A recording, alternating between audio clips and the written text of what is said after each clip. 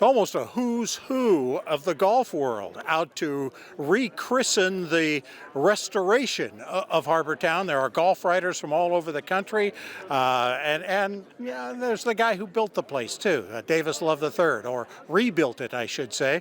We had a chance to talk with him and the guy who actually moved a whole lot of dirt the last 6 months, Superintendent John Wright.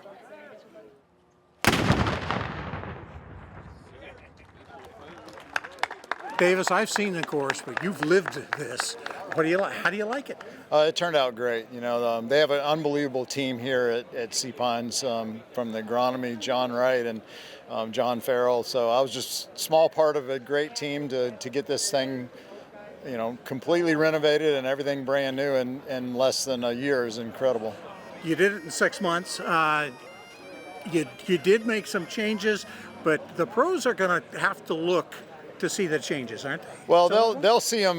You know, they have yardage books and they've studied it for years and years. And you know, guys like Scotty Scheffler and Jordan Spieth that love this place said, you know, just don't screw it up. And I think that's what we did. We honored Pete and Alice's original intent and put some of the pot bunkers back and made some slight tweaks, but it's nothing that hadn't been here before, and just little things like looking out at the practice facility and the cleaning up of cart paths and reorganizing the way you get around the golf course. I think the pros and the fans and the members are going to really enjoy it. You moved some fairway bunkers that'll matter to the pros. I think the regular folk who come play are going to notice the pot bunkers more than anything. They're going to get in those, and they're going to have a hard time getting out, aren't they? Yeah, well, they've always had some tough bunkers here. You know, actually, some of the bunkers, like on 9, had gotten a little bit easier. The one on 14 certainly was a little bit easier. You know, Pete didn't title his book "Bury Me in a Pot Bunker" for no reason. You know, that he took what he saw in Scotland or in Ireland, and whether it was railroad ties or pot bunkers, and adapted it to his style. And I think we put a lot of that back in the golf course. John Farrell told me that a lot of the pros called him and said, please don't mess it up.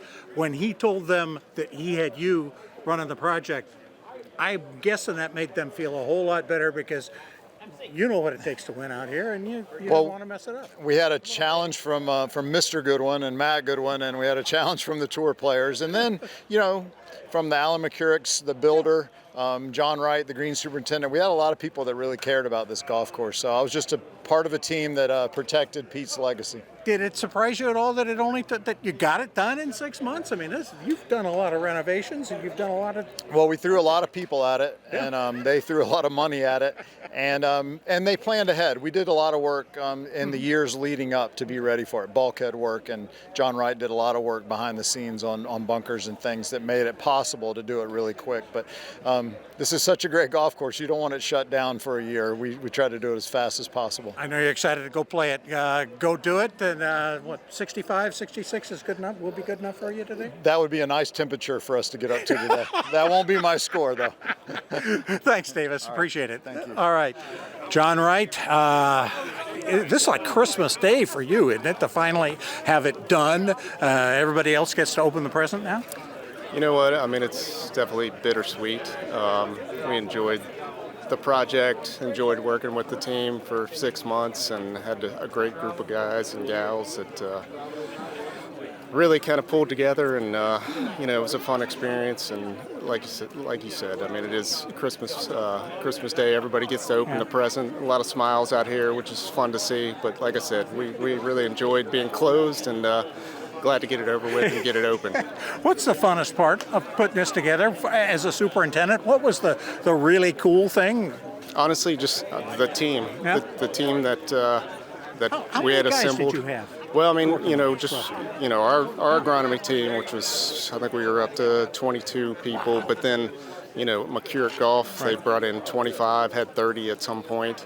And then we had the Alpha Marine group that built all the walls. They had about 5 people most of the time. And then the asphalt company, who knows how many people, 10 more people. So, I mean, there's probably, you know, upwards of 70 people out here at some point. But like I said, just, I mean, McCurrick was over the top, out of control. Just a bunch of good dudes. Got to spend a lot of time with Matthew Goodwin too, you know, which he was down here quite a bit, and he's he's a rock star. Davis and his group, just great. Just a lot of fun for everybody. Your favorite part of what, if anything that got changed, what's the thing you're looking forward to, when you're driving around, watch people have to deal with? You know what? It's funny, the guys and I kind of joked every time we would finish a hole, say we finish hole number 4, and we're just like, oh my gosh, that's the most favorite thing that we did. And then we move on to number 5, and we'd finish number 5, and we're like, oh my gosh, this is the most favorite thing that we did. And then honestly, I mean, I love the bunker complexes. The driving range is fun. I think we really knocked it out of the park on the range, but hole number 7, hole number 4. But all in all, I mean, I think the project was a 100% a win, and I love all the bunker complexes. I think we did a great job as far as finishing those up. Yeah, when a superintendent is smiling about bunker complexes, beware. John Wright, thank you so much. Appreciate it. We'll have more right after this.